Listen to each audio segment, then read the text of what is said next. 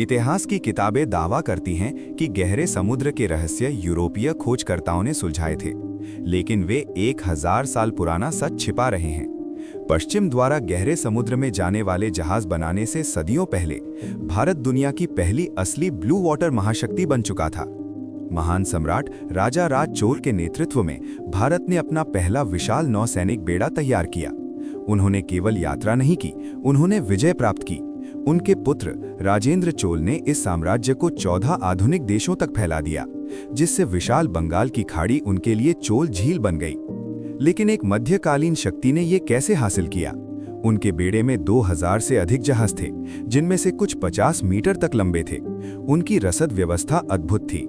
महीनों तक समुद्र में जीवित रहने के लिए उन्होंने ताजे पानी के विशाल भंडार बनाए और सैनिकों के लिए ताज़ा दूध और दही सुनिश्चित करने के लिए जहाज़ों पर जीवित गाय बकरियां तक ले जाते थे। उनका सबसे बड़ा रहस्य उनकी खोई हुई समुद्री इंजीनियरिंग थी। जहां यूरोपीय लोग लकड़ी को कीलों से ठोककर सख्त जहाज बनाते थे, वहीं भारतीयों ने जानबूझकर एक शानदार तकनीक का इस्तेमाल किया, जिसे स्टिच्ड शिप्स कहा जाता है। उन्होंने जहाज के तख्तों को बिना कीलों के आपस में सिल दिया। क्यों? इसलिए नहीं कि उनके पास लोहा नहीं था। भारतीयों ने ही जंग मुक्त लोहे का आविष्कार किया था।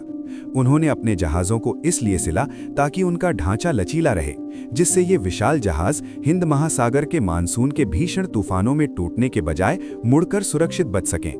उन्होंने ही दुनिया को आधुनिक कैटामरान का डिजाइन दिया, जो सीधे प्राचीन तमिल शब्द कट्टुमरम से आया है। मानसून की दिशा बदलने वाली हवाओं में महारत हासिल कर वे तट के किनारे चलने के बजाय सीधे समुद्र पार करने की क्षमता रखते थे। तो अगर वे इतने उन्नत थे, तो ये तकनीक गायब क्यों हो गई? इसका कारण यूरोपीय जहाज़ों की गति नहीं थी। जब 16वीं शताब्दी में यूरोपीय भारी तोपें लेकर आए, तो भारतीय सिले हुए जहाज़ों के सामने एक घातक कमी आई।